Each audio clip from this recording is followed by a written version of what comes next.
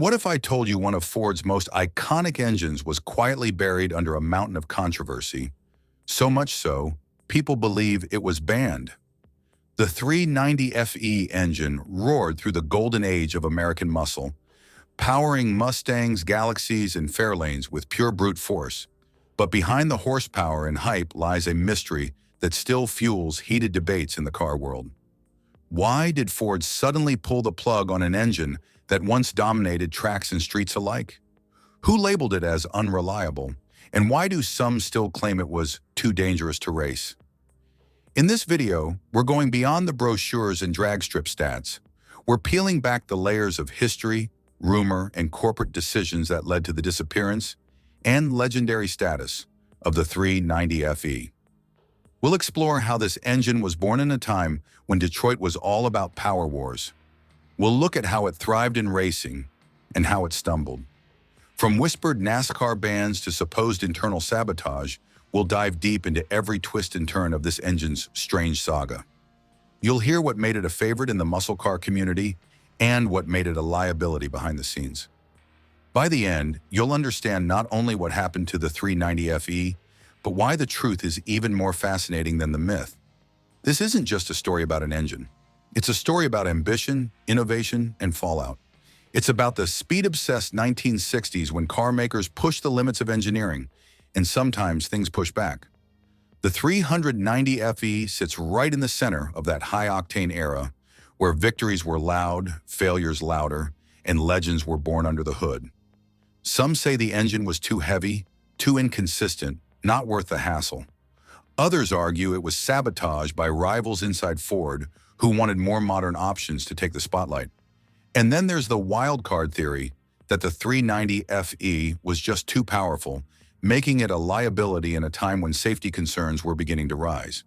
Whatever side of the debate you're on, there's no denying the 390FE earned its place in automotive folklore. And today, we're digging it all up, fact by fact, gear by gear. So if you think you know the story of the Ford 390FE, think again. To understand the controversy, we need to start at the very beginning, the birth of the 390FE engine. The FE stood for Ford Edsel, a name tied to the medium and big block engine family Ford, rolled out in the late 1950s. The 390 cubic inch variant made its debut in 1961, introduced to fill the gap between economy and performance in Ford's engine lineup. This engine wasn't just another block of metal. It was Ford's answer to Chevy's powerful small blocks and Mopar's rising muscle movement. The 390 was part of a strategic shift as Detroit's Big Three vied for dominance both on the sales floor and at the racetrack. With a cast iron block, solid torque, and horsepower figures that range between 265 to over 400 in certain configurations, the 390 quickly gained attention. Ford engineers built it for versatility, strong enough for full-size sedans but wild enough for muscle machines. Early on, the 390FE found its home in models like the Thunderbird, the Galaxy, and eventually the Mustang GT. It provided a smooth yet powerful ride, with its deep V8 growl and strong low-end torque giving drivers the punch they craved. Ford marketed it heavily as a performance step-up for the everyday buyer. You didn't need to shell out for a Cobra jet to feel serious acceleration. What really made the 390 special was its accessibility. It brought real power to the middle class, something that mattered during the booming 60s when car culture was all about weekend races and showing off at the local drive-in. Whether it was mated to a 3-speed auto or a 4-speed manual, it delivered the goods. And it wasn't just a street machine. Ford pushed the 390 into police interceptors and pickup trucks too, showcasing its durability and torque across multiple platforms. It became one of those rare engines that could do it all. But even in its early days, the 390FE was not without critics. Some mechanics complained about weight distribution, sluggish throttle response at high RPMs, and its tendency to run hot under pressure. Still, it sold well, made waves in the street scene, and was seen as Ford's workhorse through much of the 60s. The 390FE was the kind of engine that defined an era. It didn't just keep up, it pulled ahead, and for a moment, it seemed like nothing could stop it. As the 1960s hit full throttle, so did Ford's ambitions. The 390 FE was no longer just a street cruiser. It was now a key player in Ford's high-stakes push into motorsports. NASCAR, NHRA, and drag strips across America became battlegrounds, and the 390 FE was thrown right into the fire. Early racing results were promising. The engine's torque-heavy profile and rugged construction made it a force in stock car circuits and local drag events. Weekend racers and pros alike found success with the 390, which could be modified to squeeze out serious horsepower. It was aggressive, loud, and undeniably Ford. But then, the problems started showing. Racers began reporting inconsistencies in high-stress conditions. The engine ran hot, sometimes too hot.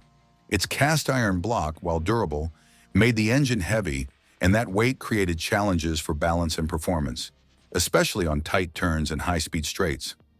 Heat soak, warping issues, and reliability complaints began to surface. NASCAR teams experimented with different setups, but the 390 began falling behind competitors like Chrysler's HEMI and Chevrolet's big blocks. Those engines were more efficient at high RPMs and less prone to overheating. Ford tried to tweak the 390's internals. Better heads, improved cams, but results were mixed. What was once an advantage began looking like a limitation. And the worst part? The 390 just couldn't breathe like the competition. At high revs, its airflow limitations became painfully clear. This choked its performance on longer races where consistency and cooling were key. Then came the rumors, whispers that certain racing bodies were unofficially blacklisting the engine. It wasn't banned outright, but many insiders claimed that rule changes seemed suspiciously targeted at neutering the 390's strengths. Meanwhile, Ford's own engineers began pivoting toward other platforms, like the 427 and 428 Cobra Jet. There were even stories of behind-the-scenes politics. Some believed the 390's growing list of issues gave Ford executives the excuse they needed to shift funding and focus to newer, more promising projects. Others felt the engine was being set up to fail, quietly, systematically, and without much ceremony. On the drag strip, the 390 held its own for a while, especially in superstock categories. Tuners who knew how to work around its heat issues could still produce competitive runs, but it required finesse and budget. And in the increasingly competitive world of professional racing, teams didn't have time for guesswork. Every second mattered, and engines that needed babysitting were quickly retired. Even grassroots racers began looking elsewhere. Lighter, more responsive engines were becoming the new norm. And while the 390 still had fans, it was becoming clear that it was slipping out of the spotlight. Its once mighty roar now echoed with a sense of fading relevance. By the late 60s, the 390 was slowly being phased out of Ford's performance marketing. It was no longer the poster child of street racing or NASCAR glory. Ford wasn't promoting it as heavily, and racing teams were jumping ship to newer, more efficient engines. The engine that once carried the brand's performance badge now found itself boxed into a corner, still respected but no longer revered. And that shift laid the groundwork for the myth that the 390 was banned, that it was silenced for being too powerful or too flawed. And like most myths, there was just enough truth to keep the legend alive. By the early 1970s, the Ford 390 FE engine was all but gone from the performance spotlight, and that's when the whispers got louder. People started asking, was it banned? The idea that Ford's 390 was too powerful or too flawed for racing had taken hold in car circles, passed down through garage conversations, online forums, and vintage car meets. But what's fact and what's fiction? Let's start with the obvious. There was no official document from NASCAR or the NHRA stating that the 390 FE was banned. No formal ban ever existed. But the myth didn't need paperwork. It thrived on patterns.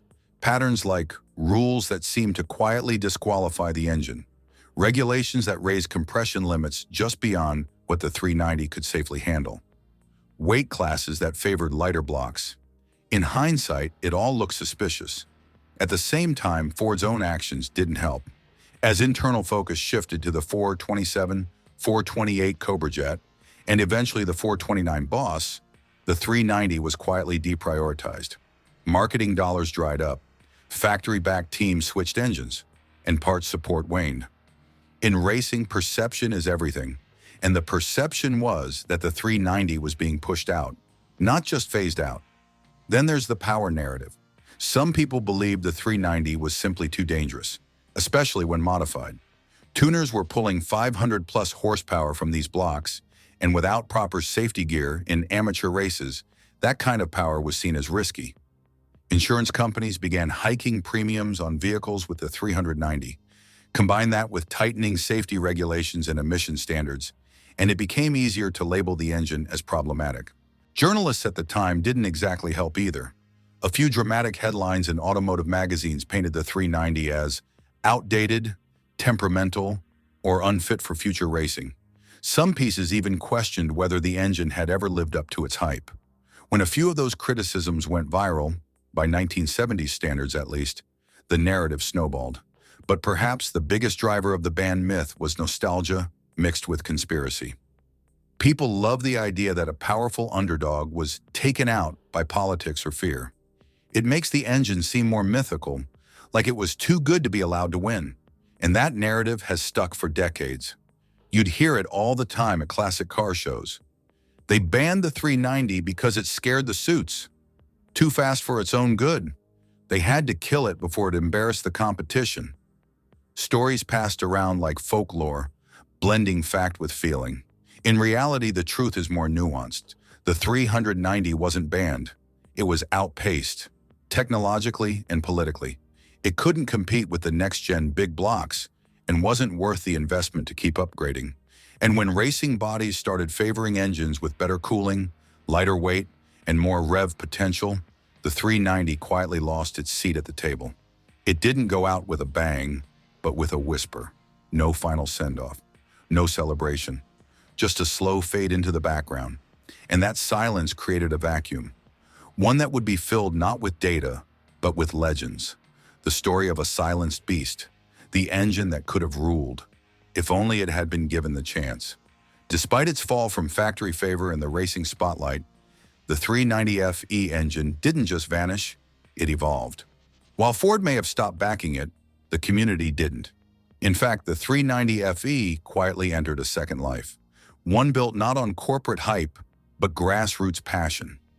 In garages across America, the 390 became a badge of pride. Car enthusiasts who knew its potential weren't deterred by its reputation. They were motivated by it.